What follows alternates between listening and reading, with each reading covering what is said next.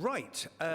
Order, order, as one says in these things. Can I welcome to this evidence session of the Committee on Exiting the European Union, Mark Dudridge, going from left to right, who is the chair of the Cornwall and Isles of Scilly LEP, Kate Canally, who is the Chief Executive of Cornwall Council and Chair of the Futures Group, Councillor John Pollard, who is the leader of Cornwall Council, and Kim Conchie, Chief Executive of the Cornwall Chamber of Commerce. And can I say on behalf of Alistair and John, we are very grateful to you for giving up your time to give evidence to us today.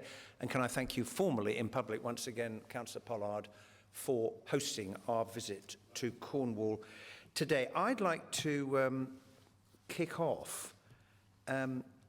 Following the referendum result, you said, Councillor Pollard, that the government would need to replace the funding that Cornwall has received under the structural funds and which you have made a good use of.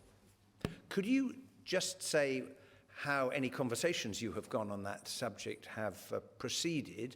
And do you have some thoughts and ideas about how that might work in future once the current commitments that the government has given expire? Okay.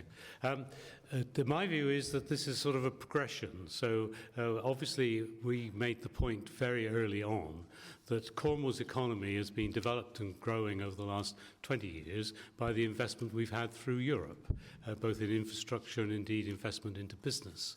And that's been a very important element of how we've managed to improve the economy. And the point I was making, do make and continue to make is that that funding was based on need, the fact that we were part of a deprived region and therefore the European funds were delivered to us on that basis. Since then, there have been a number of sort of improvements in terms of what's been guaranteed. So as you know, first of all, they were going to guarantee some of the funding for some of the projects, and now that's improved, and most of the money that is already committed will come, and so on. So I think there has been a gradual improvement over the last 6 or 7 months for the government to be at least acknowledging the commitment to that tranche of money that we would have had by 2020-21, which is 500 million euros.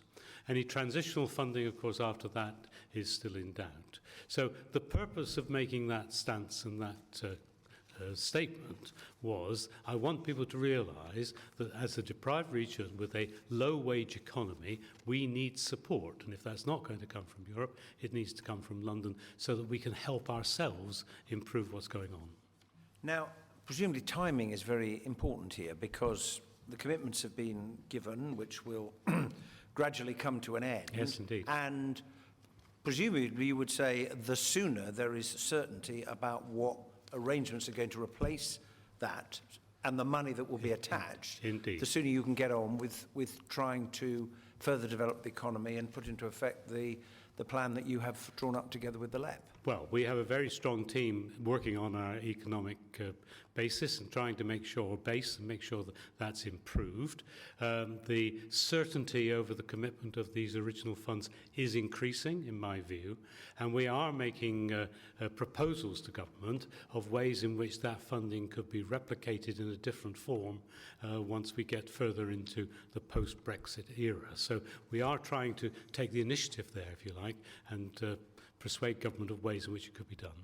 Do you see, or any of your colleagues who are with you today, do you see opportunities for further devolution? You've got your devolution deal, but further devolution arising out of Brexit, and have you got a list of things, in addition to money, which we've just been discussing, that you would seek in order to help you develop the economy? I'll let the others continue, Please. But I would stress that this is not just about money. This is about how we can provide to deal with the risks and opportunities that Brexit proposes, and there are various methods in which we can do that, and giving us more autonomy and more control and more local decision-making can only help. But I'm sure Kate will have more specifics, or Mark. Yes, I mean, I think we do see a relationship between our investments that we're making in the economy and opportunities for further devolution. So part of our pitch around a replacement to the European funding is building on the fact that we have in our current deal got limited intermediate body status to try and get more control over how the European funds are spent. And our proposal that we have for government is that we have full local control of a replacement economic development fund, which we also want to align with our next set of devolution asks that are around skills and skills funding, because those two elements go hand in hand. Recognising as well the link to for jobs and the growth in our economy is linked to us for housing. We have also put in place a set of devolution asks which we're in discussion with DCLG around accelerating our housing programme, bringing forward the homes that people need. So those are some of the key elements at the moment that we're in active dialogue with government around as things currently stand. But we're also looking across and speaking to the Welsh Government on their sets of asks that they have in their white paper Securing Wales' Future, to look at where we have common cause and how we can use some of their experience as a devolved region and administration for thinking about some freedoms and flexibilities that could work for Cornwall. Finally on this is it's beginning, but I think it's going to be increasingly important discussions that we are having with our colleagues in the Southwest as we respond to the place-based industrial strategy and around how some significant investments into infrastructure that affect the peninsula, what's the best way of being able to secure that funding and what that could look like. It's early days around that, but there's some things that are about Cornwall and there's some things that we're also debating on a wider geographical area. That's very helpful. And I'd like to hear from Mr. Duddridge and Mr. Conchi. Could you also just, in your response, if you just want to say something about what you see as the key risks to the economy and also the opportunities which you think you might be able to take advantage of. Mr. Duddridge first and then Mr. Conchi.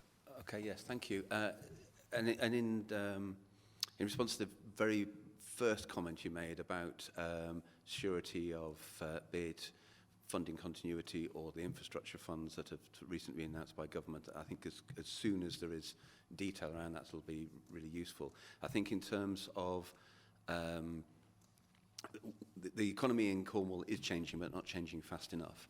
And we now share one economic plan across the council, and the LEP and Kim's colleagues have been a big part in forming that. So I think we know where it is we'd like to invest the money. And I think going forward, we see that being maybe a different blend of revenue and capital funding, and it being maybe a investment in grant investment in infrastructure, but also investment in loans and renewable monies as well, so a different format of it. So that whole devolution point about bringing that decision making nearer to Cornwall, the better, and more locally sourced, because I think there's going to be a need to it. And I think we can also deliver the speed of investment much quicker as well. So we would fully endorse further devolution along those lines. I think we do see we see the gap between Cornwall and the rest of the UK and Europe and beyond isn't particularly shrinking. So the productivity gaps, the amount of money that each of us as employees is able to generate and therefore be paid, that gap isn't closing. And we've seen some emerging sectors which can be truly nationally competitive, internationally competitive, but they are emerging and they need support either in skills or in infrastructure. So the environment is changing without there. The other part which is dearer to our minds as well is those people. We haven't got so many people who are out of work as such, but a lot of people who've ESA claimants. So that people who are not within the system at the moment that we need to get back in as well. So we'd like to see devolution, be it in skills, be it in infrastructure investment, also directed at more inclusive growth of bringing those people back into the workforce. And given what's happening with the broader EU debate, that's going to be increasingly important economically as well as socially in terms of health. Good afternoon, thank you. And as I wasn't in the former session, on behalf of the business community, a warm welcome to Cornwall. Of course, what business wants from devolution or Brexit come to that is no barriers at all. You know, business does not like any constraints at all. And I think Mark's laid out there fairly well that we've got some existing sectors like tourism, agriculture, fisheries, care sector, which we can do enormous things with if the funding is right and comes with less or fewer constraints than the EU funding came with. We can really maximise productivity and take a lead, I think, in some of those sectors. Because the values and ambitions that we've got in Cornwall's business sector are very much looking forward to a 21st century where a sense of place and people very much coincide with economic growth and productivity growth and this sort of thing. So I think there's some real opportunities here to free Cornwall's funding of some of the EU constraints, to provide the infrastructure. So when John talks about the government funding what the EU was going to fund, it's only to keep us on a level playing field with the rest of the UK that we're after, because the infrastructure, the superfast broadband and so on, we need to continue to invest in these things.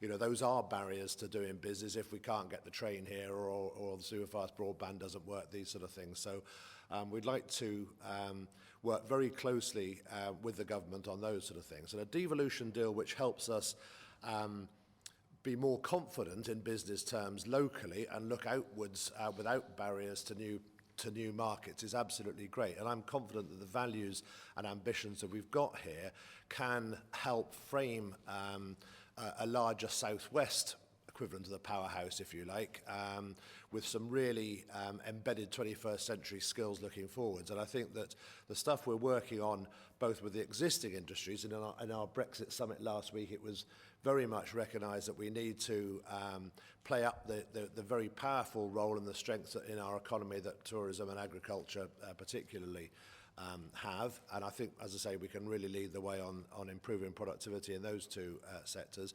But some of the exciting new areas, which I believe you might have discussed briefly earlier, renewable energy in all its forms, including very exciting geothermal potential and lithium, which would be fantastic. And I see those as very much in tune with the values that Cornwall can espouse going forward. So I think there's some really exciting new industries where relationships can be powered by the values and ambitions here. Some we would look to the rest of the southwest, the marine industries, for example, but some like aerospace and geothermal energy, we'd want to be able to look not just in the rest of the UK, but to new partners outside of the UK and outside of Europe to really get those things driving ahead. And I believe with the right sort of infrastructure improvements and right confidence here, we can really be a lead in that. Thank you. John Whittington, I think, wanted to pursue just a particular point that you raised, Yes. And then I'll bring in Alistair something. Bird.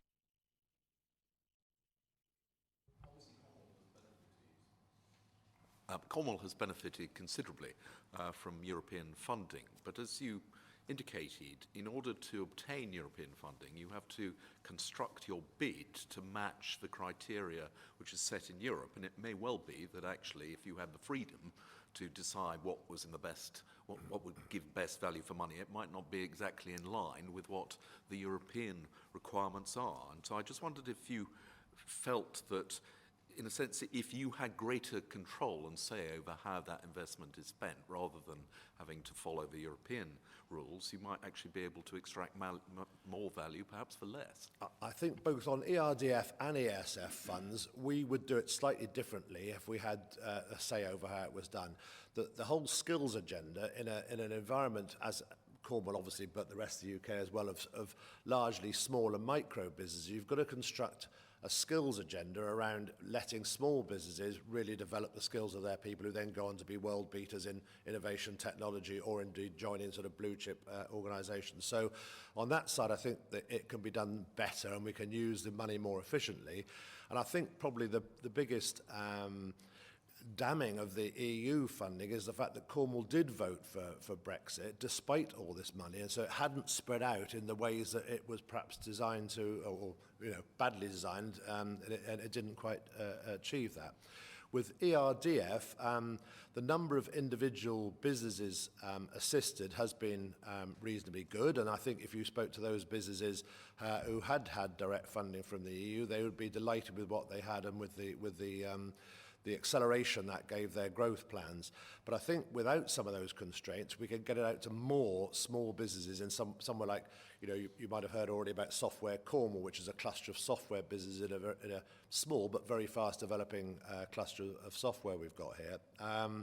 And the same with geothermal energy. These people are absolutely ready to go with some of the best brains and technology, but the getting the money out of the European Union was so difficult, it's really held them back. And I think if anything, if we can come from meetings like this with a view to those businesses that there's a real opportunity to drive ahead now, then that will increase that confidence and ambition that we're talking about. Thank you very much. Alistair Burt. Kate, did you... Chairman, if I just made just a couple of points on this point around the current funding programme. Part of some of the frustration with the current funding programme has been the interface that we've had to deal with in a local area with a national European programme that's been directed through DCLG and then its relationship with Europe. So in terms of the layers of decision making, some of the delays have actually been with the managing authority at London rather than actually in terms of the relationship with Europe directly. And I think that's very important and why we've been so keen to have intermediate body status, which was in our devolution deal in July 2015, but has yet to actually be fully put in place because of the ongoing discussions that have been had with the managing authority and DCLG. So that gives us a bit of concern around actually any replacement programme about it being locally driven and not driven from Whitehall, because some of the frustrations have actually been with Whitehall and not with Europe. There's a couple of other points that, just if I may, worth bringing to your attention, because whilst we've seen very good progress in the run-up to the autumn statement at getting European funding programme schemes contracted, there's been some areas that for the remainder of the programme that your committee might be interested in being aware of. And that's been the new tests that are being applied around value for money by the Treasury. Now, I think this is interesting because European Commission believed that actually the previous programme was value for money that was agreed, so why would there be any new test? Is that raising a question whether the first schemes were seen as value for money? But setting that to one side, what we're seeing happen, which is significant for Cornwall, is that the risk appetite by DCLG as the managing authority to underwrite private sector-led schemes has fundamentally changed for risk of clawback.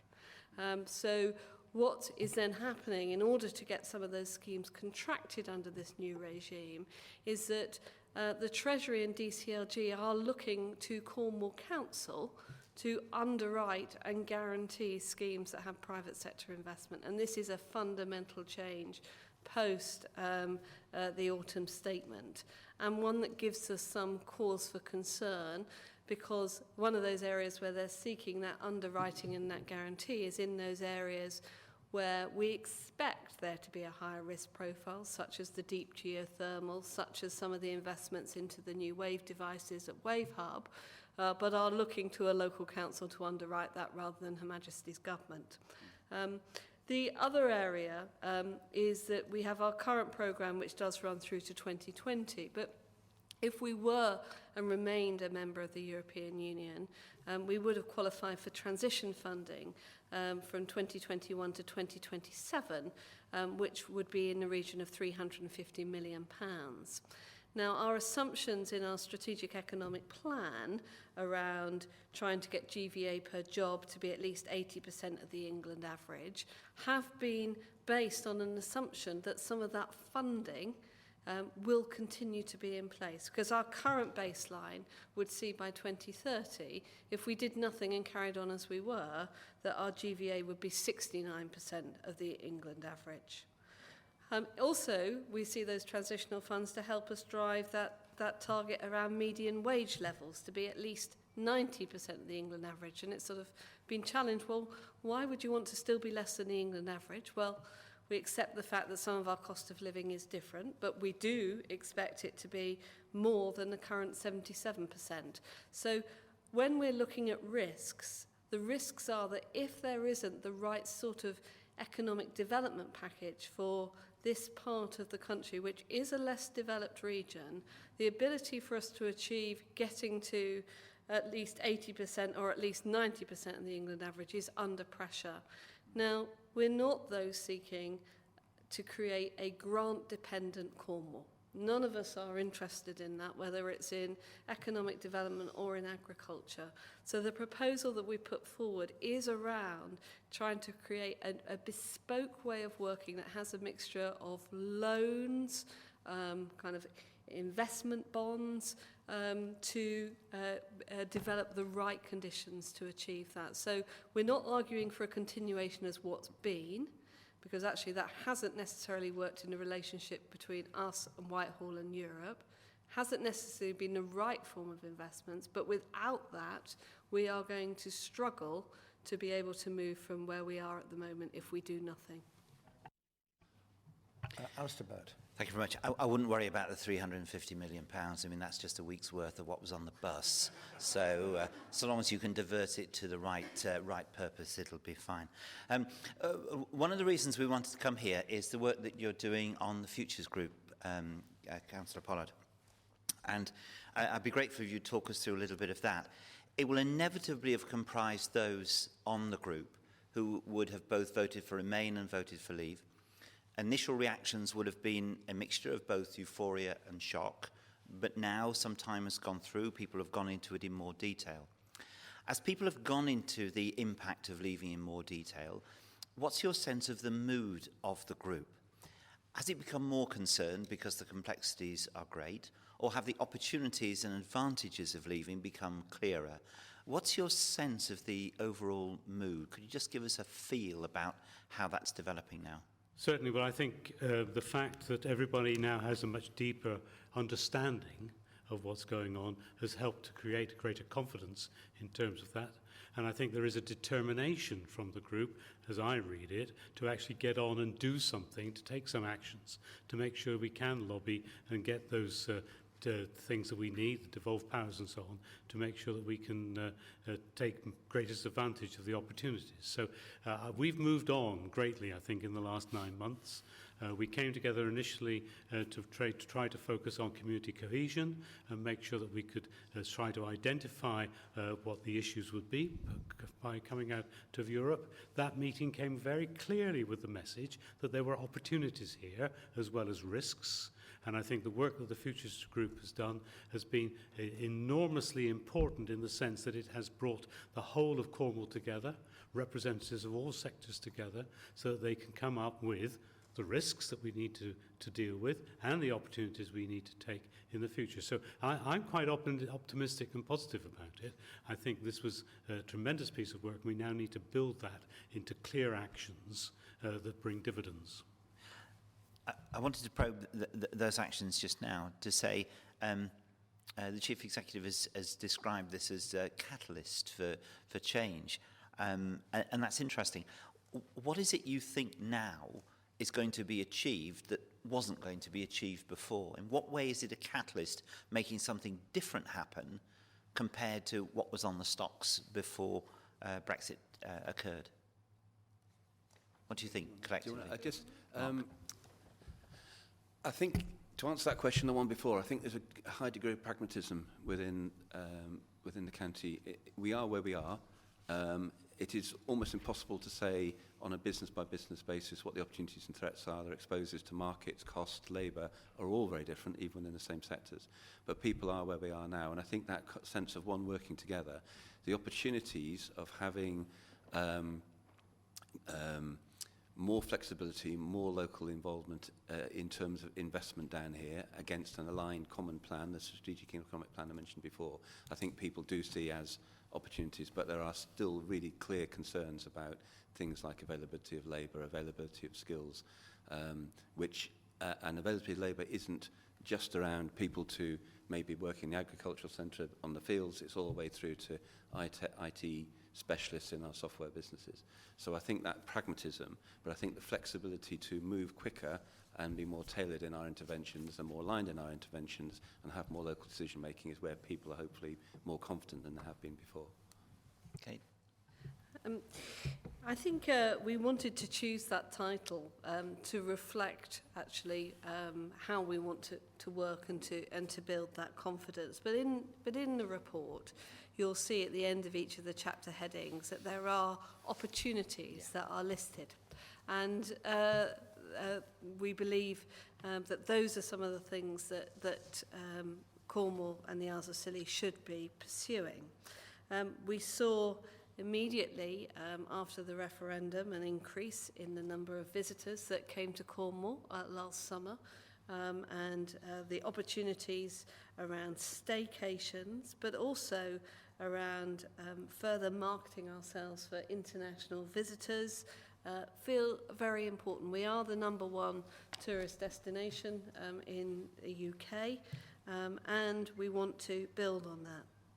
We also believe that there's a big opportunity for the UK in understanding Cornwall and its diaspora that is across the world, linked to taking the skills of from Cornwall for tin mining to South Africa, Mexico, Australia, New Zealand, and about actually how those relationships that we have in place with the diaspora could also be an important factor in terms of bringing investment and looking at opportunities around trade.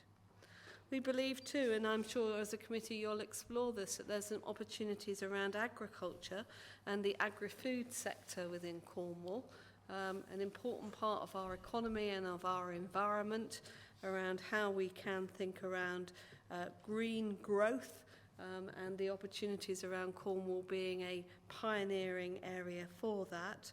And as we think about our place in the world and our imports and our exports, energy and security are really key, and that Cornwall, both with its agriculture and also with its energy sector, has got an important contribution to play on a national level. So this is where we think if we can pitch what the opportunities are, link it into the industrial strategy, link it into the discussions with Brexit, that perhaps this changes the debate around Cornwall from being a place that's been a recipient of grant funding into a place that can be a contributor to our future.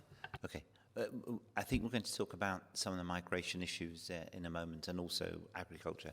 But let me just pick on fisheries for a second, which of course is of huge importance here compared to many other parts of the country.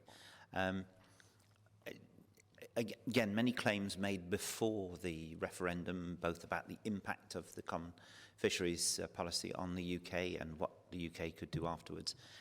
Again, as time begins to go on, how does the fishing industry see the future now, sort of 9 months after the vote, in terms of the balance between wanting unfettered tariff-free access to all its markets and facing a large number of fleets in the EU who will also want free market access to us? What do fisheries think about the future now? As is typical of fishermen and the fishing industry, they want it both ways, obviously.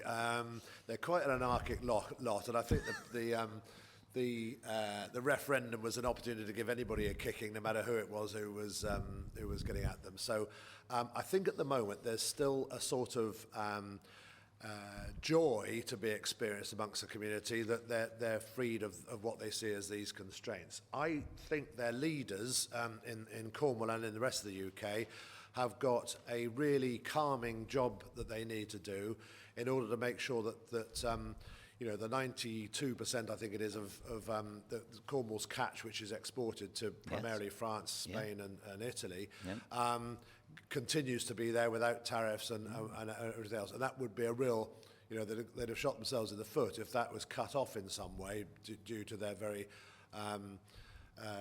outspoken actions, if you like, in getting out of Brexit. At the moment, though, they're still feeling the pleasure that their view to be freed of those shackles is out of the way. And of course they have had years of first Russian trawlers, not that's anything to do with the EU, but more recently French and Spanish large fishing boats fishing quite close to Britain's shore, which is they've seen as taking part of their catch, and that the the quotas and constraints have been far more rigorously imposed on Britain's fishermen than perhaps some of our EU partners have. So at the moment, we'd catch them in good spirits.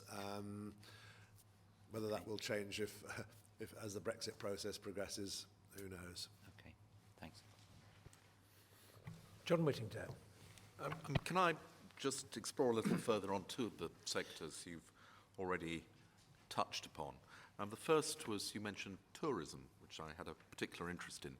The spike in visitor numbers post-Brexit is presumably largely the result of the exchange rate movement. It's now more expensive for domestic tourists to go abroad and cheaper for overseas tourists to come here.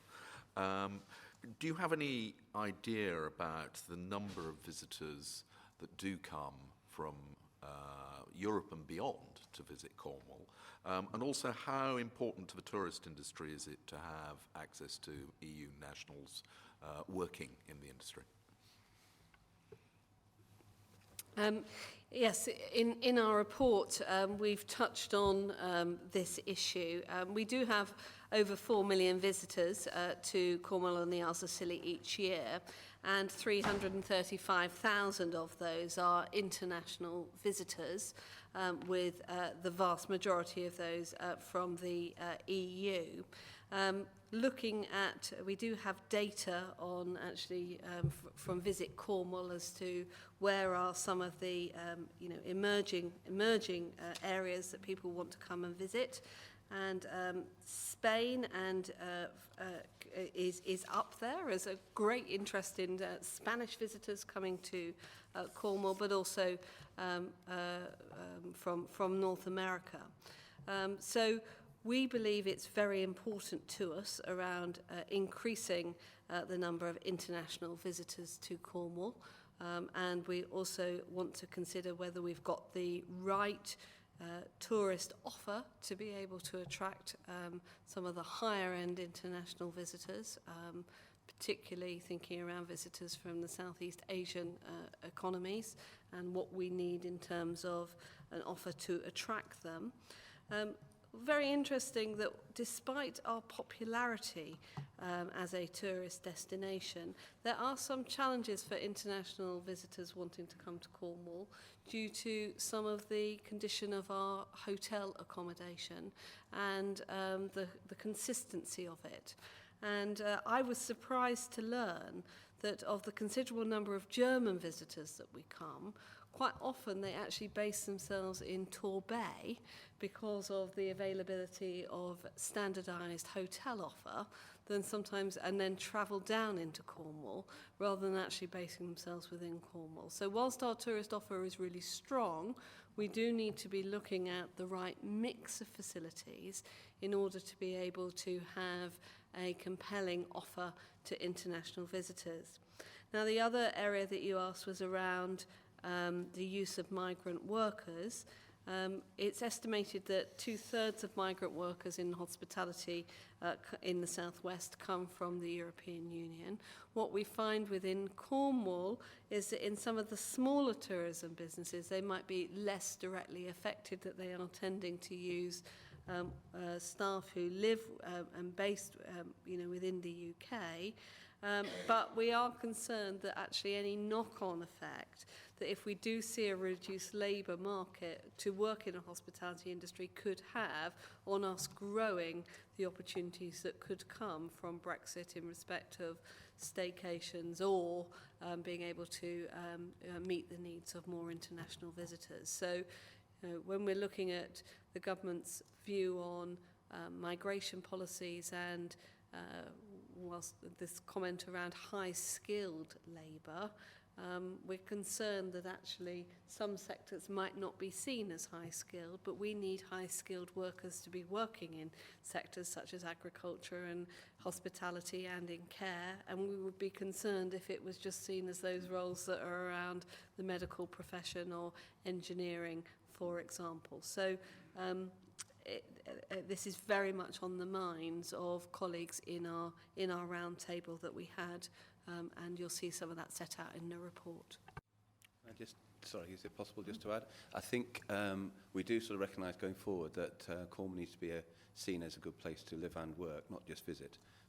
So the visitor, the quality of the visit is really important to us as the visit, but it's also the opportunity to put Cornwall on the map in terms of future investment from overseas and people seeing it as a place, particularly given our digital connectivity and that maybe future private investment might follow. But all that is based upon the quality of that delivery, and mindful of the fact that it is still quite expensive and difficult to get to Cornwall from many places. Alistair, I think you just wanted to come in on this point. It was just said, Kate, you're obviously assuming, of course, the tourism economy is going to grow. Are you saying if that economy grows, you are in effect going to need more migrant workers coming in? Or if the economy grows, to what extent can those new jobs be taken up by people trained and skilled locally? We believe it will be a mix of that we will have a need for some use of migrant workers, but we do recognise in here that there is an opportunity around a work-study offer for young people working within the hospitality industry and studying here that we're keen to explore. We also are interested about this opportunity about reinventing, if you like, the model of working in the tourism industry to try and retain existing staff and attract more young people to come in. So how this links with what the learning on the job offer is, models of ownership, because it is such an important part of our economy, but we don't want it to stay at the end of being a low-wage, insecure part of the Cornish economy, because that is holding us back, it's holding households back, and we want this opportunity to rethink it. And there are there are some really good examples of people who invested in skills. So they're trained up sommeliers. They've actually tried to up the quality of the offer. They've trained and developed staff accordingly, and it's become a virtual circle in terms of those businesses prospering and reinventing. But it is so we need to be far more creative about the young end, as Kate mentioned, but also this sort of touches a little bit on those people that fall out of the world of work, and how many people of those in the future can we get back in to support emerging businesses and current businesses as well. Thank you. Councillor Palmer, I think you wanted to respond to I just want to John's raise question. very briefly in the terms of what Mark was saying about protecting the offer, and some of the regulatory issues from Europe, like bathing water directives and so on, are a concern to us as we go forward. And I think that's one of the risks that sector has been focusing on. Can I just, I'm interested that you said that, but do you have any reason to think that anybody is, just because we're coming out of the European Union, is going to want to change the level of protection? Because I think it'd be hard-pressed to find anyone who was in favour of that. We do know that the bathing water quality is as it is because Europe has pushed the standards, and therefore they've taken the lead in making sure that we have clean water in Cornwall. Indeed. Mr. Conchi, I think you wanted to answer John Whittingdale's question. Productivity in Cornwall at the moment is only 72% of the UK average, which is why we've got a low wage problem. So all of these things that Kate and others have been saying about investment in the tourism sector is hugely important to us. It's about 28% of the GDP in Cornwall at the moment. So with all the new things we're talking about, we must invest in that sector, and there's just as much room for innovation in tourism, both with businesses investing in IT systems to iron out peaks and troughs and that sort of thing, to making Cornwall a year-round holiday destination, as much as there is to the skills and heightening the skills of the individuals concerned. So it's both corporation businesses and individuals who we can invest in to make the problem of productivity a lot better in that industry, and that would obviously push us up that index quite heavily if we could get that right. So it's very important that we do see ourselves having been the #1 tourism destination within the UK, and with an increasing number of Germans, and with the opportunity with Tim Smith taking the Eden project to China and other places, that's opening up that market, coming back and seeing the mothership Eden in Cornwall, which is already a growing market for us. Can I move on to another sector which you spend a lot of the report discussing, perhaps understandably. That's agriculture, which is perhaps more dependent upon European funding than most other sectors. You make the point that a lot of the people who've contributed to the report said that the CAP is not fit for purpose. I suspect almost nobody would disagree with that particular proposition.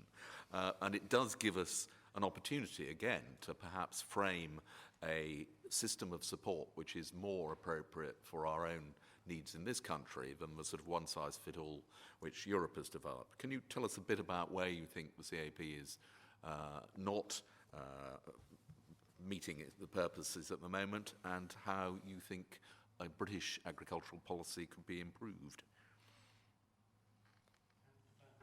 In the second panel, you've got Patrick Aubrey-Fletcher, who's the NFU county representative for Cornwall, who will be able to give far more in-depth answers to that, Mr. Whittendale. But from a business perspective, Cornwall's food and drink offering has improved enormously over the last 20 years. We're now famous not just for pasties and clotted cream, but a whole range of high-quality premium products which are being exported around the world.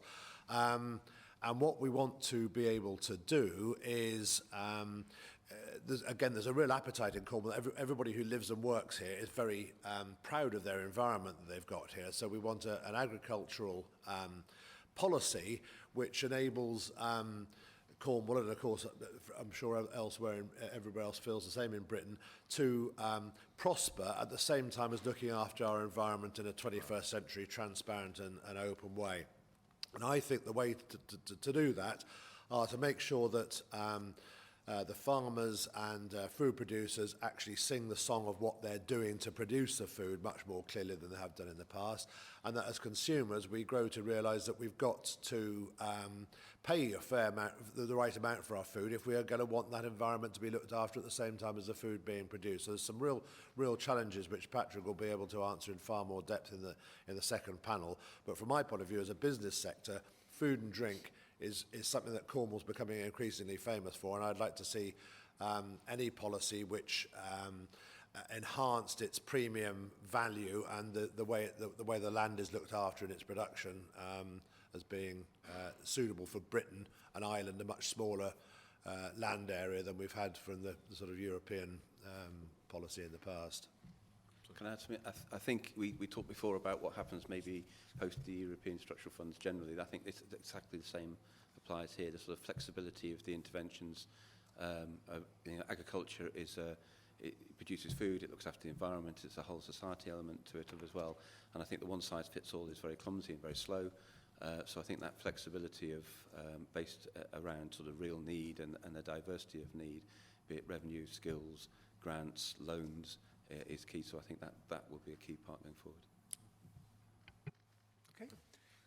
Can I just come back to this question of availability of workers? Because it was really striking looking earlier at the risks that you identified in this document, A Catalyst for Change, and time and again, limits to EU nationals working in the area, limits to EU nationals working in the area.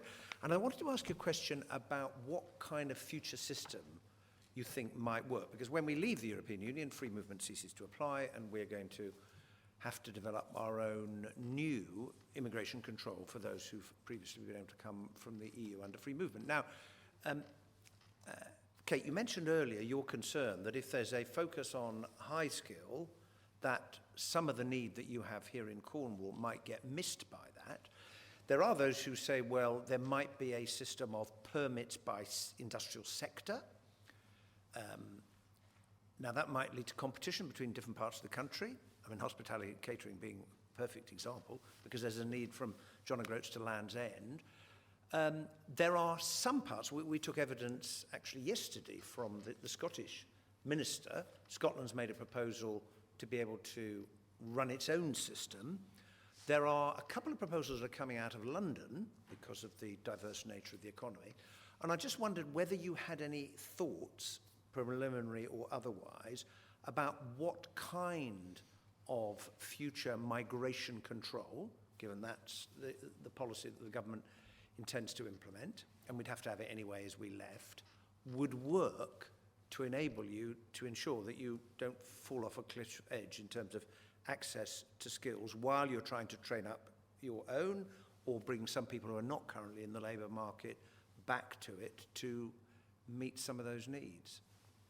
Councillor Pollard. Just pick up the general point. Yes, of course. Because I think the movement from post-Brexit, from coming out of the EU to a different system, must be seamless. Otherwise, we're going to have a real jolt here in Cornwall. And I think it really needs to be Cornwall-centric, because we do have different factors here that apply to Scotland or whatever. And for me, it is to make sure that labour market is available without too much constraint. So I'm sure others will describe some of the ways. So I don't mind whether it's a regional policy or whatever, except as long as Cornwall's interests are maintained within it. Mr. Conchi.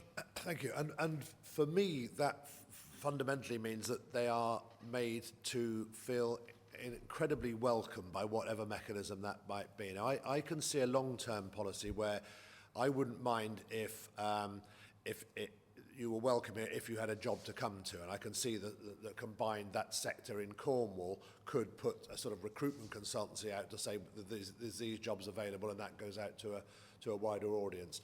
But what I would hate is, which did a little bit creep in after the referendum, is that somehow they're not welcome, that we become closed doors and closed-minded again. That is absolutely the antithesis of everything that Cornwall stands for, and that industry can represent us very well if we make sure that those people are welcomed, and they become part of this upskilling and agenda in hospitality and agriculture and care, where immigrant workers all feature very large, that we use them as part of the process to galvanise those industries in Cornwall. So I think my point there is that it's got to be a warm welcome to them, and not in some way off-putting. I wouldn't want barriers from that point of view. I think we'd all concur with that. Yes. Yes, I mean, I think one of the part of our next steps of our work through the Futures Group is we really want to improve our data on EU nationals in Cornwall, so that we can see what types of jobs people are doing and try to capture the movement of seasonal workers. I think what we've found over the last 6 months is that we don't have that level of information as much as we feel we now need, because it wasn't information that was material really for us from up until the last year. So I qualify anything I'm saying with that big caveat in mind, because we know we've got to get some more information. I think we are really clear that in terms of, given our issues on research and innovation, that having an approach that welcomes students and researchers to be able to come and study here without the challenges of a visa system and migration controls is incredibly important. That in terms of us moving our economy forwards, absolutely key. So we're very much backing lots of the calls and some of the leading work that Exeter University has been doing around lobbying around this and making sure that students and researchers stay here, because we know that it can also create this positive lifelong love of the area within which you study and work, and that's important for us. I think we're interested in potentially looking at the idea of a regional immigration system, because actually the nature of the economy, as the leader says, is different in the southwest than it is in the northern powerhouse or in London. And the areas that we need to particularly think about are agriculture, but not just agriculture, it's the links to all of the other land-based industries. And the statistics show that a significant proportion of vets qualify from overseas, and that's really important in terms of the land-based industries and having that supply chain. Construction, I'm sure that will be a challenge up and down the country, but we do know that this is a skills gap that we have. And the other areas of health and social care and the public services and tourism And we are working closely with our public sector partners in asking them to bring forward some of this information. But I think we need to think about this in links to the place-based aspect of the industrial strategy, which we're looking at having that conversation. It's just a test on... Actually, it's perfect timing because this session is just coming to an end. No, it's not a test. I don't think it is. No, it's not. Oh, well, that's the No. first. Right, well, at this point, I think I have to...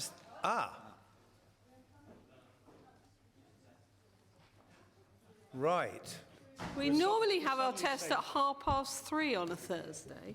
It's been brought forward 2 hours. Right. Well, anyway, it's a timely alarm, unfortunately. Can I just say, in answer to your point about more information, there may be an opportunity here because 3 million EU citizens in the country currently. We all hope and expect that a deal will be done, that they remain and the Brits abroad remain with the same rights. But the Home Office has made it clear it will need to document the 3 million in order to prove that they will continue to have the right to work, whereas new EU citizens who come will be subject to the new immigration control system. And therefore, information will have to be collected that the Home Office doesn't have, and maybe there's a way for you and other local authorities to plug into that. Heaven knows they may ask you to give them some assistance in what is going to be a very difficult and challenging task of dealing with that. Anyway, it's a thought that I leave with you at the end of this session. I'm sorry we've run out of time, but we've got the second panel who are now going to come in. Can I, on behalf of the committee, thank you once again for your answers, which are of great assistance to us. Thank you. And we'll bring the second panel in. Okay? Bye-bye. Cheerio. Thanks a lot. Nice to meet you. Thank you. We haven't done our divvy up of the next. Oh, crumbs.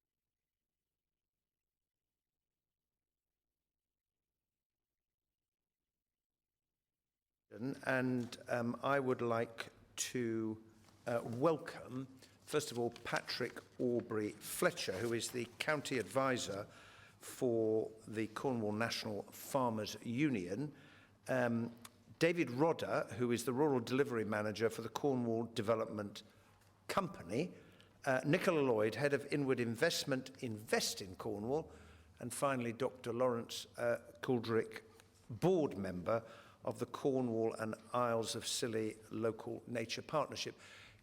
On behalf of the committee members, can I thank you very much indeed for giving up your time this afternoon to assist us with our work. I wanted to kick off and address a question to you, Mr. Aubrey Fletcher, because obviously agriculture is really important to Cornwall, and the National Farmers Union has expressed concern that the impact about the impact that leaving the single market and potentially the customs union might have on the industry. And it'd be really helpful to us if you could give us a sense of how your members in Cornwall are feeling now the decision has been made. They look at the Prime Minister's speech, the objectives that have been set, the uncertainty there is about the outcome, and what for your members are the most important things that they want to have secured or achieved through the negotiation we're about to embark upon. Yes, thank you, Mr. Benn. I think, firstly, I'd like to welcome you to the county, and I think it's very refreshing that there is somebody who's coming to Cornwall to find out about how Cornwall feels, because I think otherwise there hasn't been a great deal of engagement, certainly on a local basis within the agricultural sector, so thank you for the opportunity. I think that the main things that NFU members feel is the need for them to have the ability to trade, so whether that's within the UK or overseas. So overseas markets are very important within Cornwall. There's bulb growers who export sometimes up to 30% of their produce, whether that's flowers or bulbs, they go overseas. There's a lot of sheep in Cornwall. There's a lot of sheep that are exported into the French market, and that ability to be able to trade creates greater resilience for a farm business, and therefore the ability to go on doing that is critical. So trade is one of the most important things. You talked about it earlier, the whole question of migrant labour and accessibility to that. Certainly within the horticulture sector, that would be one of the primary industries where migrant labour was critical. Challenges have already arisen since the vote in June around the availability of that labour, whether they wish to continue to come to this country. Some of that's around the price of the value of the pound and how much they're being paid. And I think some of it's around increased prosperity in their own country. But that ability to be able to access that migrant labour is critical, not only on farm and not only within horticulture, but also in the food processing sector. So we have Tulip who process pig meat, and then Two Sisters at St Marion who are processing beef. They are heavily dependent on migrant labour in order to continue in business, and therefore that ability not only on a seasonal basis but also on a permanent basis, because it's very expensive to train people, and therefore the SAWS system or the successor of a SAWS system isn't necessarily the answer. And I think over and above that, the ability for farmers to go forward and invest in their business, so they need confidence, so we need government to get behind agriculture. I mean, farmers are very resilient, very adaptable people, and therefore we need confidence from government to say that the food sector, which is critical to the rural economy in Cornwall, it's 6% of GVA, in comparison to most counties only 3%. And therefore it is critical to the economy. So that investment is needed, both within from public money and from private money. So those are the important factors. But farmers, as I say, are resilient. They see the opportunity, they see the challenges, they will adapt. That's very helpful. Can I just come back first of all on trade? Because there are obviously we're going to seek maintenance of tariff and barrier-free trade, but that may not be achieved. And there are some who say, well, we fall out of the EU on WTO terms, what's the problem? Would you just like to tell us what might or might not be the problem if we fell out on WTO terms for your members? I think it will create enormous problems, right. Particularly if tariffs are imposed. So again, going back to sheep meat, potentially a 70% tariff really makes that very uncompetitive, if not completely uncompetitive. And therefore it will create issues for us if we are not able to do that. Now, there is an argument for saying, why don't we look further afield than the European market? But I think then the challenges arise are our competitors producing food to the same, whether it be welfare standards, environmental standards, and we have some of the highest standards in the world. Would that be potentially an issue in relation to a possible trade deal with the United States of America, for example? I think there are real concerns about trade deal with the United States, and antibiotic use, and other uses in America are not as closely controlled as they are in this country, and growth hormones. Now, on access to labour, and we discussed that in the first panel session, and I'd like to put to you the question I put at the end of that previous session. Do you have a view as the NFU and your members about what kind of system would work? You made reference to the Seasonal Agricultural Workers scheme, which you said wouldn't necessarily do the business. Have you given thought to how you think it might be structured to ensure that there is continued availability of workers that clearly are very important to the sector? I don't think that we've necessarily arrived at a firm conclusion because those discussions are still going on. But I think, to repeat what I said, that access is very important. It needs to be done in as simple a way as possible without heavy costs being incurred by the farmer in the process. We would prefer to have a system whereby it's not necessarily only county-based, because there are workers who potentially, with some of the bigger companies, who move around depending on the season. But the access itself to that migrant labour is critical. Mr. Rodder, did you want to come in on this point? Yes, I did. I think in terms of the consideration around labour as well, you've got to factor into that what will happen or the rights of the people that are already here. So whilst we are talking about the policy of future, what happens to the rights of those that already work, that are here, those EU nationals? So that's an important consideration. It is, and I think the overwhelming view, the government's view, all of us, is we need a deal that secures their position and the rights of the Brits abroad. And I think we're all anxious that that is done very early in the negotiation to deal with the uncertainty that obviously people are feeling because they don't know what the impact is going to be. Can I just broaden this out a bit? Because in the report that we have been discussing, A Catalyst for Change, there was a reference in there to the Brexit decision already having had, in some respects, a negative impact on investment, inquiries about investment, companies and so on. And it'd be helpful to get a sense, maybe, Ms. Lloyd, given your role, have you seen any evidence of that?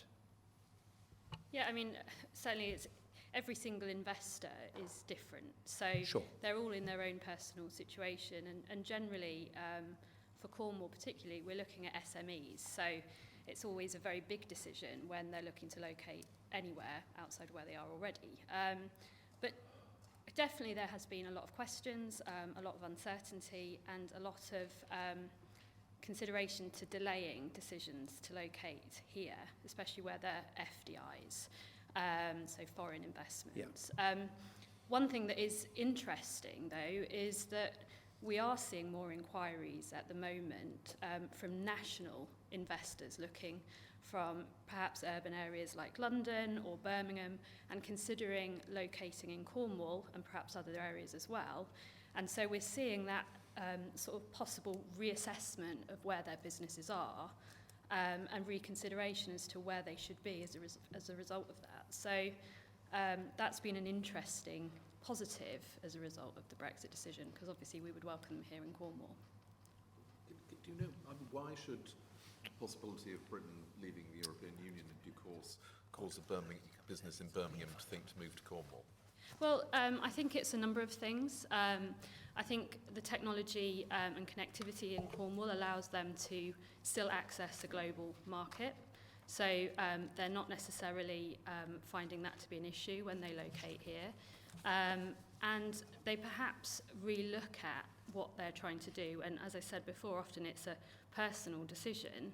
And I think it has caused some people to reassess their lives generally and look at Cornwall as a place to operate in a slightly different way and actually quite a positive way in terms of talent and recruitment and positivity and health within their staff. So we are seeing that is proving to be seen as a positive asset to a business and causing them to make those decisions as a result.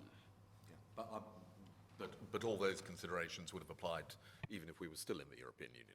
Yeah, I think it's just obviously created a moment in time for people to reflect. And I think that, that's the case across the board. So,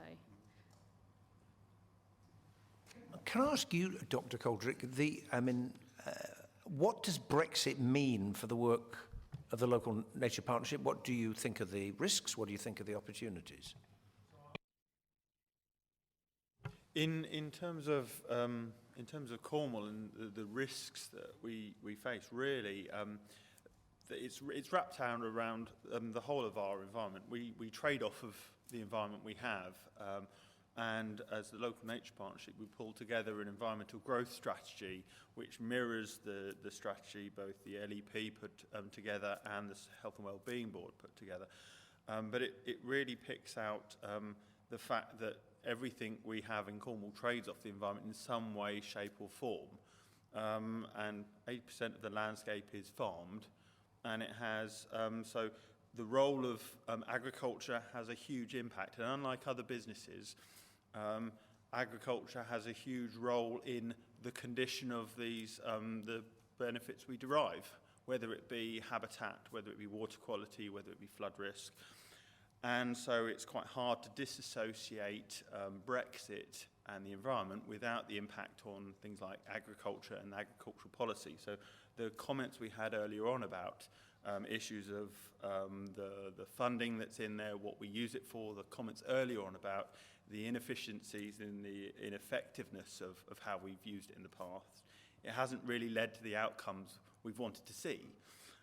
So in terms of Brexit, the challenge we have is about embracing the productivity we want and the efficiency we want in terms of economic output, but also in delivering the common shared goals that we want in terms of the water quality, whether it be bathing water or drinking water, whether it be habitat quality.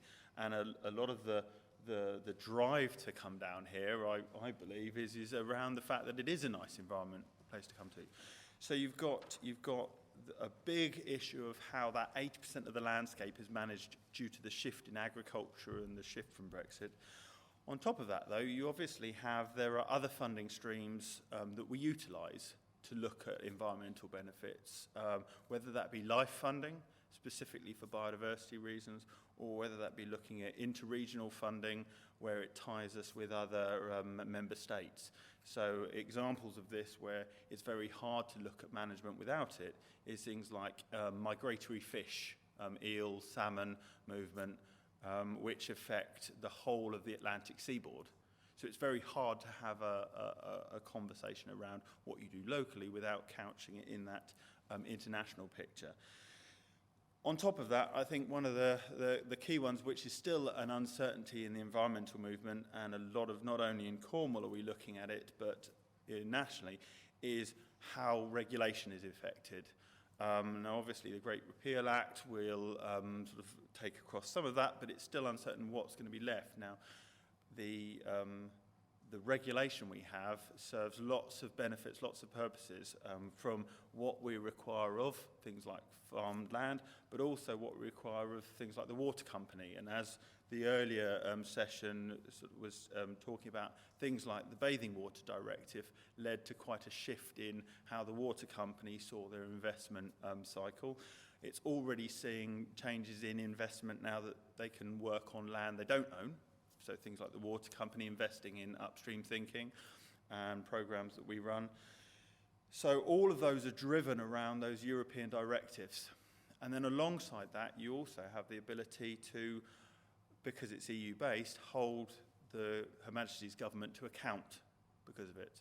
So there's an interesting question we raise about if we do bring that law into the UK side, how easy is that to enforce over the long term, considering sort of it can be changed within terms of office, whereas that the EU legislation usually had a longevity to it, which caused frustration, but it also buffered that thought.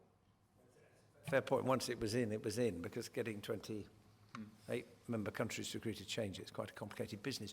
Can I just bring the two questions together, because for agriculture, we leave, single farm payment comes to an end. What is going to replace it? We don't know. and what is going to be the relationship between what society chooses to invest in supporting agriculture and for what purpose. And one of the things, of course, we have, and Europe has sought to do, and we have ourselves, is you talk about the public goods and the extent to which funding supports farmers in ensuring that those are delivered. And I know farmers do a great deal on that anyway. And can I just ask, do you have a conversation locally between you about how that might work and how does it go? Because there will be a big opportunity because things are going to change. I don't know who wants to go first. Oh, I'll start with that, and then perhaps Lawrence and Patrick can come in, because for every time that we've gone through the 6 or 7 year review of the Common Agricultural Policy and the way that that it's implemented, and it's the implementation of the policy that's as important as the policy itself. We've had exactly that discussion about trying to integrate both the environmental outcomes that we want to achieve and the economic outcomes. And every time we've tried to do that, so we've had that local level, I've had many discussions with Lawrence and his partners and with Patrick and the food industry, and every time we've failed to get that integration that we want, because the way that the Common Agricultural Policy is implemented in England doesn't allow that to happen. So we've always had the appetite. We've tried it every time. We've pushed it with Her Majesty's government and said, this is what we want to do. We want to integrate it so that we have a whole business approach, a whole landscape approach, a whole catchment approach, whatever is the right spatial scale. And we've not been successful. So with a British agricultural policy, that we're hoping we can review that again to come up with something that is greater than the sum of the parts, is simpler to access, and is cheaper to administer. So that you definitely see that as an opportunity? We see it as an opportunity, yes, we do. No, good. Now, Mr. Aubrey-Fletcher. Yes, thank you. Certainly discussions between the local native partnership and the agriculture community are going on, and I see that as a positive because there's not a them and us situation. Agriculture and environmental management coexist. We heard earlier that 80% of Cornwall is farmed, and that is indicative of where we are. Certainly from the NFU's perspective, what we're looking for is a policy that gives stability on a long-term basis, and hopefully a cross-party support for that policy, so that we're not threatened by the vagaries, if I might put it that way, of political change. One of the benefits of being in the CAP is that has been engineered out of the system, and although the CAP hasn't been good, it has at least given some form of stability. Over and above that, we come back to the need for markets. We come back to the need for investment in infrastructure. One of the challenges for farms that are not making a profit is how do they renew their infrastructure. As a young land agent in the 70s, I was involved with helping farmers put up farm buildings, drain fields, put in roads in order to become more efficient, in order to produce more food. That investment is now worn out, and that infrastructure is worn out, and it needs doing again in order to sustain agriculture, to improve productivity, and to improve profitability. And following profitability, environmental management becomes a lot easier. Without it, it is a struggle. Coldrick, please. Yeah, so we work very closely with the agricultural sector. I mean, I sit on the local nature partnership, but my day job is as director of the West Country Rivers Trust, which works with thousands of farmers across the West Country to understand their businesses, understand what they're trying to do. Now, we talk to them about nutrient loss, around soil health. We don't tend to talk to them about the environmental benefits. We talk to them about the economic benefits of being more efficient, more productive. But by keeping nutrients and soil in the field, in the crop, in the cow, it means that they're not in the river, they're not in our bathing waters. So there's always been an integrated conversation that goes on around our landscape. It's impossible to pull apart, really, the economic performance, the social performance, and the environmental performance within any land management unit because it's one unit. Most of the farmers I work with and the environmental groups I work with get that. My 8-year-old gets that. The person who don't seem to be able to get that is within government, we silo things. We silo the productivity, we silo the environmental benefit, we silo the way we pay for our food. In the UK, we're really paying 3 times for our food. We pay to buy it, we pay the subsidies or the taxes that go to the subsidies, and then we pay the costs of any degradation to the environment, whether that be increased water bills. And so that means that the paperwork that any farmer has to go through to access the myriad of potential things that they generate is incredibly burdensome. And that's where some of the inefficiencies and ineffectiveness of payments have come in. And that's the opportunity that lies there to simplify that. Good, thank you. Alistair Bird.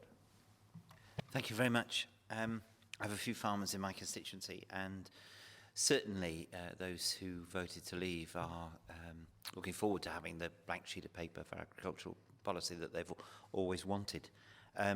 We've spoken about the need that some of the regulations that are in place, environmental protection and the like, we're all going to want to keep, and that. The Great Repeal Bill, of course, provides the opportunity for the great bonfire of regulations that will follow afterwards. Are you busy working collectively on what you're intending to throw on the bonfire? Thank you. Conversations are taking place. I don't think at this stage they are detailed in as such that one piece of legislation has been selected over another. I think that there is a reality that opportunities exist to change things. From a farming perspective, we would like as much science-based evidence to support any regulation. Regulation shouldn't be there for regulation's sake. It has to have a purpose, and the person who's been asked to follow that regulation needs to understand the reason for it. And unfortunately, a lot of regulation nowadays is tied up in legal terms and is very difficult to understand. So I think that is the biggest opportunity we have. But as such, the bonfire hasn't yet been built. Okay. Lawrence? In terms of the environmental sector and the local nature partnership, we've had discussions around just understanding the breadth of the EU legislation in place, so things like the Water Framework Directive, bathing directives, habitat directives, as well as our own laws. I think the difficulty is that any wholesale removal of any one of those will have a huge amount of unintended consequences. So as I say, things like the Bathing Water Directive changed the way the water company invested. It still is changing the way alongside changes in the mechanisms we can utilise that. I think there's definitely potential for simplifying the regulations, simplifying some of the actions we're asking of our farmers because they're immensely complex.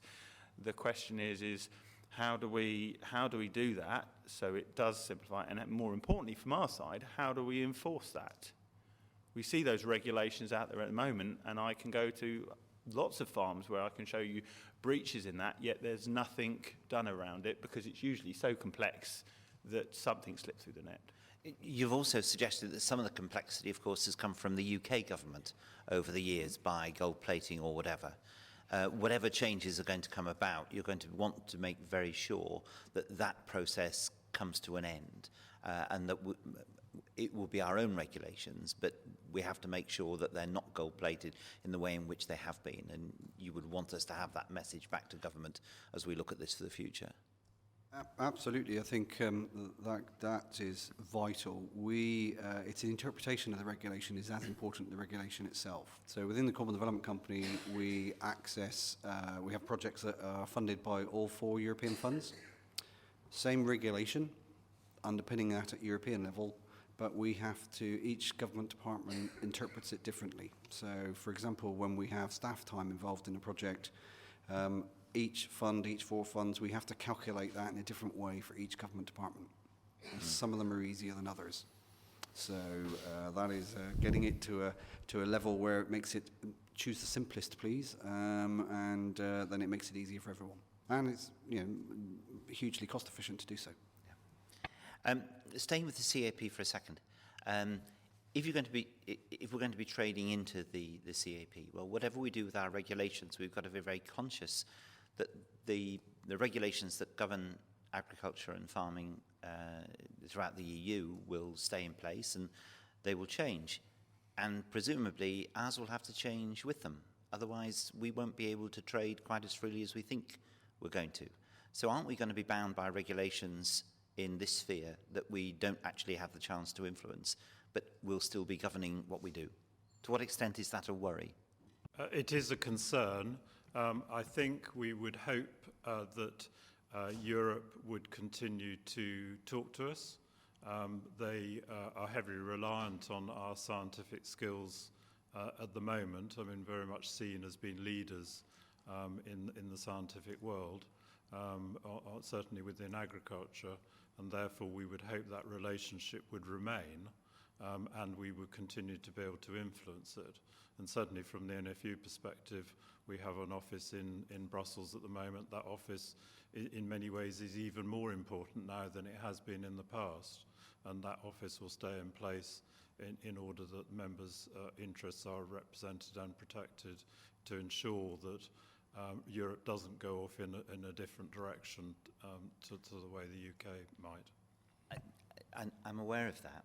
I also noticed the passage in the Catalyst for Change document on page 14 that speaks about when the UK leaves the EU, the CAP will be in place for the remaining EU member states, and therefore it will be important for Cornwall and the Isles of Scilly through the UK government to seek to influence the next round of the CAP and understand its detail in order to help agri-food businesses in Cornwall and the Isles of Scilly compete with their CAP-supported counterparts in the EU post-Brexit. Is that not a little optimistic, that the UK is going to talk to the CAP about how they can arrange their affairs to make sure that we can compete more better with their own farmers governed by the CAP? I think everyone's looking to me to answer that one. In terms of looking at, it's about understanding. We are still members of the European Union, so therefore and they've just launched the next round of consultation. So we need to play a full part in that to influence the direction of travel of the common agricultural policy. But when we leave, that policy will then be in place for the next 6 years. So therefore, as we're by the dint of going through that consultation process, we can use it to inform our own British agricultural policy, which will go alongside it. Now, beyond the next round, then yes, we're going to have limited influence in it. But while we're there, we need to try and influence its direction of travel and to understand the way it is going to roll out, because it's conceivable that it will be more protectionist than it currently is at the moment. And that could be a big threat for us in the future. Okay, so in a sense, the better the deal the UK now works with the EU, the closer the partnership we have, even though we're going to be out, is going to be really, really important for your future. And we've really got to make sure that partnership is as strong as possible. Okay, can I ask a wider question, just last ones, just about the wider aspects of trade? We've spoken about the US, and I think we're all pretty clear how the US will conduct its trade negotiations. And agriculture could be on the tail end of this as they seek concessions elsewhere. But what about our friends in other parts of the world? Australia and New Zealand, of course, have been very interested in wider trade opportunities. We've expressed concerns about the US, but what's the sense of opportunity with Australia and New Zealand and Canada and other countries, and the possibility of pressure from them? I think opportunities to trade are always interesting. I think, particularly from the Cornwall perspective, the Cornish brand is very strong overseas. So, dairy sector is a particular strength within Cornwall agriculture. We have 500 dairy farms and 26 dairy processors, and that's increased over the last few years. So that product is being sought in many markets. We have Rodder's Creamery, who are well known for their clotted cream, Trwyddyn Dairies, and others. And therefore, we're not afraid of export. As I said earlier, it generates resilience within the economy of Cornwall to have that ability to trade. The difficulty is how do you replace the scale of the European market if we're not able to trade with them. I talked about sheep meat earlier. We export £300 million worth of sheep from the UK overseas. £280 million goes to Europe. So that gives you an indication of the scale of the market that is available in Europe. And if I may just add to that, and a really important element is the future of protected food names. So we have the protected food names in Cornwall, extremely important. Cornwall covers the Cornish pasty and Cornish pilchards and clotted cream. And the uncertainty around what happens when we exit on that. Does that mean that are we going to participate in those schemes as a third country?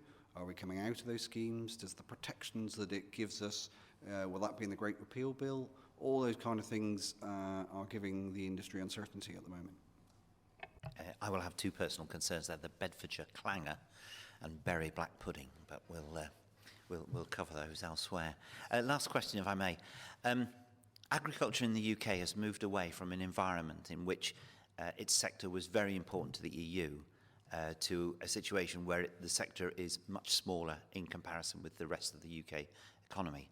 How confident are you that DEFRA really understands this and is going to fight your corner very hard to make sure in the negotiations to come, agriculture isn't seen as a makeweight for other parts of the UK economy when deals are being done for our future with the EU?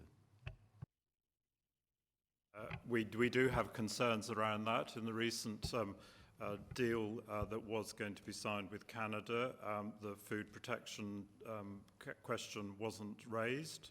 And that was clearly a mistake. So DEFRA, I think, are under enormous pressure. They are a very small department. We work closely with them, but we do have concerns as to whether or not they are in the position to have the strength to fight against other departments within government. I mean, we know as an economy, UK is 70% service sector. Agriculture, unfortunately, can't stand up against that. And there is real concern that we're going to be traded away against other sectors. Thank you very much. John Whittingdale. Just on the evolution of the CAP, it's probably worth bearing in mind that a post-Brexit EU is going to be very different to the current EU, and the resources available are going to be considerably less, so they're going to have to bring about change in the CMP themselves, just because they won't be able to afford to continue it. But I wanted to come back to the other area which we spent a little time talking about in the previous panel, which was the importance of migrant workers, obviously in agriculture, but also some of the other industries we mentioned, tourism, hospitality, etc. To what extent do you feel that Cornwall requires to have access to a continuing source of migrant labour, and how important is that we address that as part of the new arrangements? From my point of view, it's extremely important, both at the production level and in the processing sector. There is great reliance on migrant labour, particularly at this time of year with the flower pickers and the vegetable harvest that's ongoing, but it's equally throughout the year as well. So it's extremely important. I would support that completely. I mean, as we speak, there are migrant workers out in fields picking daffodils. Unfortunately, there will be very few Cornish people out with them because there isn't the appetite from the local population to want to do that. You know, about 70% of bulbs in the UK are grown in Cornwall, and therefore without that migrant labour, that would not be possible. And the people out there picking the bulbs, are they seasonal workers who come in just for a few months and will then return, or are they sort of permanently resident in the UK? The majority would be seasonal workers, but increasingly there are those that have come on a seasonal basis but have now settled down, either because they enjoy the lifestyle or they've actually taken on roles of responsibility, and therefore they're more than just pickers. They're now part of the management structure of the company, and therefore they remain resident for a number of years. And that's why the seasonal worker scheme isn't necessarily the answer to the whole migrant worker problem. I mean, if we achieve the outcome which we all want, which is for people who are now resident here to be able to stay with no change in their rights, and if we continue to have some kind of seasonal worker scheme, which of course extended to countries which weren't in the European Union at the time, places like Bulgaria and Romania, long before they joined the EU. Do you think that would essentially meet the need? Yes, I think it would, and as you say, it doesn't have to be exclusively European countries. A scheme that brings people from, whether they're agricultural students or not, from around the world, is a healthy prospect. May I just add to that? Just from Please. Alternative industry point of view.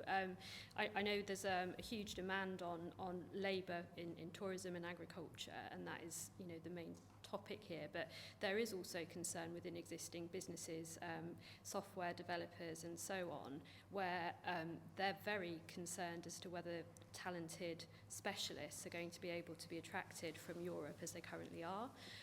So much so that there is also consideration as to whether relocating their business from the UK to somewhere in Europe would be an alternative option if that wasn't still going to be the case. So I think it's very important that we remember that. It may be smaller numbers, but it's just as important. And those specialists and those types of businesses in those industries are, very key. The talent is what draws them here to Cornwall. There's, some great talent coming out of the universities down here, but they do need to be topped up by some European supply, and that is a real concern currently.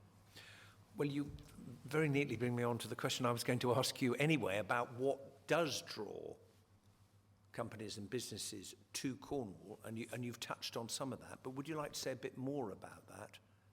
Yeah, I think there are some really great examples of businesses in Cornwall who are really growing a global client base, and so they are attracting talent from all around the world because of the workload that they have and the contracts that they have. So that's one of the key things that attracts them here, the opportunities. And likewise, the talent being here is what attracts the businesses here as well. So it's quite an ecosystem that if one part was not there any longer, would really see a huge impact as a result. Now, we were discussing earlier, actually before the formal session, about people growing up in Cornwall, going to university, and then going elsewhere to work. What can bring them back, or what might keep them here in the first place? And presumably part of the answer is the kind of opportunities you've just been describing. And it brings me on to one of the points that I really wanted to make. Please. Was, R&D and innovation is greatly enabled here in Cornwall because of our connectivity.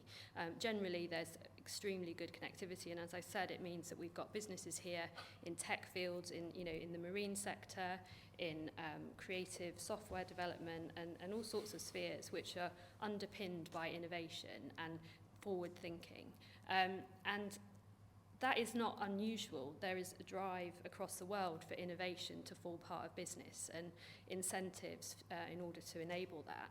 But what we hear from other countries more and more is that there isn't always the opportunity to implement that innovation and commercialise that innovation. And so by offering opportunities like that here in Cornwall, to physically see commercialisation of innovation is drawing businesses to operate here. particularly in the health sector, where there's technology that could greatly help us here in Cornwall because of our ageing population. We are attracting those businesses as a demand for it, and they have received all sorts of funding to develop that technology, say in Sweden or other European countries, but they've not got the commitment from the government there to implement that technology. And that's a great opportunity for us here in Cornwall, and one that I would want to see echoed probably around the UK as well, is that let's not just become a country that allows innovation to occur, but let's allow it to be implemented as well, because otherwise what's the point of doing it? Are you involved in the trying to get people to come and take part in the Wave Hub, the renewable energy? Now, because we heard a little earlier that I think Cornwall has kind of taken it over from Bayes that was previously sponsoring it, and there have been some changes made to make it work. Could you say anything about what expressions of interest, what trials are taking place? Because there's a lot of potential, and I think I'd certainly be interested to know how you're trying to tap that and what the future might hold. Yeah, I mean, it's been some really exciting developments lately in relation to that, because, as you say, it's come under Cornwall Council's control. It will be classed as marine hub, so we're really trying to build that as a prominent sector, because we really do have a unique proposition globally for that technology to be developed and tested, and as I say, implemented as well, because it can be connected to the grid at Wave Hub. So that is great, but it's a very risky sector, so investment is hugely important. The appetite for investment is not as high as, say, for other forms of renewable technology, because it's much earlier in its infancy. Yeah. And, you know, some recent examples of developers that are testing devices at Wave Hub are there, but they have been incentivised by European grants and funding. And so that has been hugely important to see them arrive here. And the concern is that when that isn't available anymore, will they find alternative places, and will the rest of the world catch up in terms of testing facilities that will be available to those developers? Well, which actually brings me on to the other question I wanted to ask you, which is, we started out the first panel talking about the considerable amount of money that Cornwall has received under the structural funds, the fact that the government has guaranteed some of those for a certain period, but there is uncertainty about what is going to follow. And I wanted to ask you, first of all, how important, you've just given an example, but how important overall has been the availability of that funding to creating a climate in which people will want to come and invest in Cornwall? And secondly, what, apart from the amount of money, what shape or form do you think that such funding, as continues to be available, should take in order to support the work that you and your colleagues are doing to try and develop the economy in line with the economic plan that's been drawn up, and get people who haven't thought about coming to invest in Cornwall to do so? Well, I think, you know, that there's two forms of support that's been provided for quite a long time in Cornwall. One comes in the form of grant funding and various forms of actual physical money, but the other is in terms of support and functions that are available, a bit like my project, to see that support is available and to promote Cornwall as somewhere to locate. So I think one of the big concerns I have, you know, is that the Department for International Trade, for example, exists to help encourage growth and economic growth, very similar to my objectives. However, their targets and how they view a valuable investment doesn't always align to Cornwall's possibilities.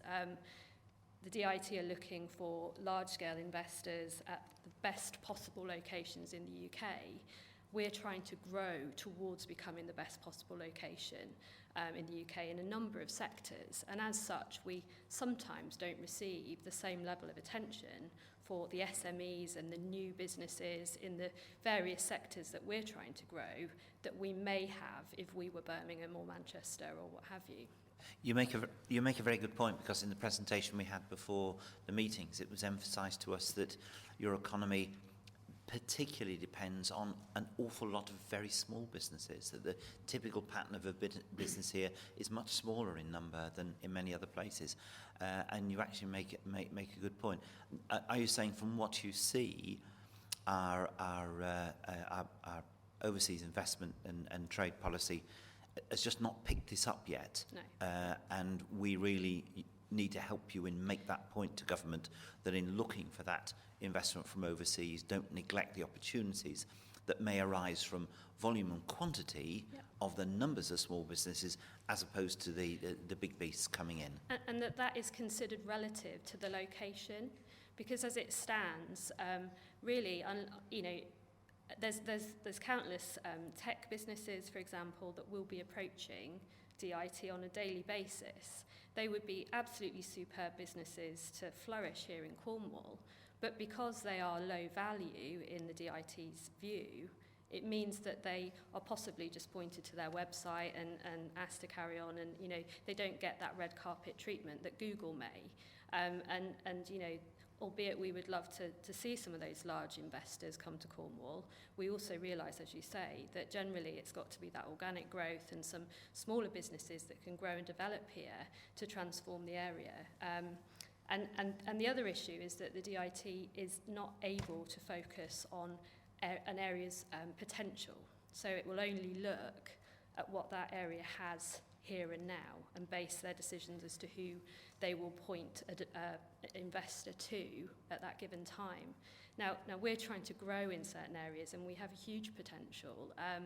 And so if functions like Invest in Cornwall don't exist, then really the UK government wouldn't be providing us with the right level of opportunities to see inward investment here. Is your sense that they understand the problem, but they simply don't have the bandwidth to cope with it, or are they not listening closely enough to you and the point that you're getting over? Which is it? Well, I think it's early days, but I have made my point several times, and it hasn't got me anywhere. So, I mean, I think the trouble is that those high value investors are incredibly important for the UK. You know, if Tesla is knocking on our door, we should be giving them the very best treatment, absolutely.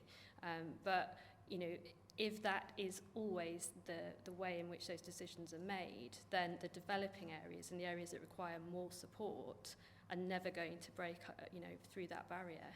So it would be quite interesting if the department developed a separate strand of officials and colleagues who were looking quite specifically at the sort of issues that you're raising to make sure there were still people concentrating on the big ones, but they'd really understood the needs of an economy here, and you had, as it were, a separate strand of work going on that would help. Yeah, and perhaps their measures could be more based on the improvement in that particular area's economy that has been seen, so that sort of, the issue of relativity against different areas is not so much of a problem.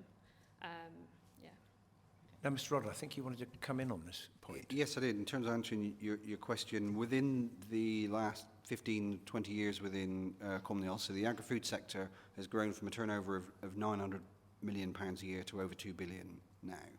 And a significant amount of that growth has benefited from the European funds that we've had through the Rural Development Programme. Not just the structural funds, the Pillar 2 of the CAP. And going forward, we need to think about that and how we help work with businesses to replace that investment and help them invest on their own. You asked the question about what type of support. We have investigated before using rural development programs for loans. In fact, I think we're still the only place certainly in England and probably in the EU, to use the Rural Development Pillar 2 to help loans to help new entrants into agriculture.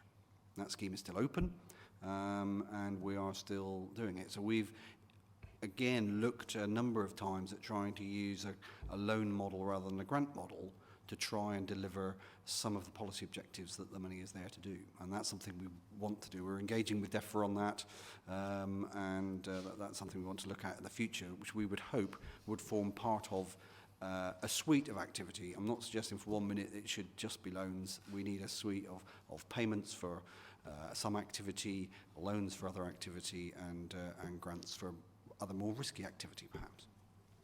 Thank you. Mr. Aubrey-Fletcher and then Dr. Coldrick. Thank you, Chairman. I think David touched on a really important point, and that's the question of new entrants into agriculture. There are all sorts of statistics around what is the average age of a farmer, and it is probably too top-heavy. And one of the reasons for that is the ability for younger farmers to be able to access land. So that's all around the tenancy system, but probably most importantly is funding. And therefore the loan system is one that should be looked at very carefully to enable younger farmers to access that. But I think more importantly, the new domestic agriculture policy needs to reflect on where any support mechanism is targeted, and it doesn't encourage more mature farmers to stay on their land enjoying a payment for which they are not utilising the land to its most capability, and therefore younger farmers then have the opportunity to come into the system and with support become probably much more productive, certainly more innovative, and push the industry forward. Dr. Coldrick, please. Yeah, just also, in terms of the sort of removal of things like funding in the, things like the structural investment funds we see, and here, often they're used for investment in assets, whether that be broadband or road or infrastructure, the usual assets we pick up. But seldom do we really look at the ability to invest them in natural assets, and as I said earlier on, trying to have the environmental growth we need that then supports the economic growth we also want. So what's happened really is we've utilised things like the Structural Investment Fund to offset difficulties within the current funding mechanisms. So things like flooding grant and aid is designed around protection of property rather than business. Whereas the difficulty is about how we've been able to look at that and try and match it, because some of the structural investment funds allow you to look at the business side. But unlike other parts of the country, if businesses flood out, then actually the communities are quite heavily impacted, because you can't just up and get a job in the city next door. And it comes to sort of some of the earlier conversations. So not only will there be the challenge of what happens from the Common Agricultural Policy and how that affects broad farming-based schemes, but you'll also have the impact of those other funding streams changing and how we use them. But as my colleagues have picked out, there are lots of innovative mechanisms that are already being looked at, things like green bonds, upfront investments, loans, to try and look at this. And as I say, there are mechanisms that are coming forwards, like the water company funding and other sort of what would be termed payments for ecosystem services schemes, but they're still in their infancy, and they're still formed a lot of the time through the regulation behind it that's generating the need for those.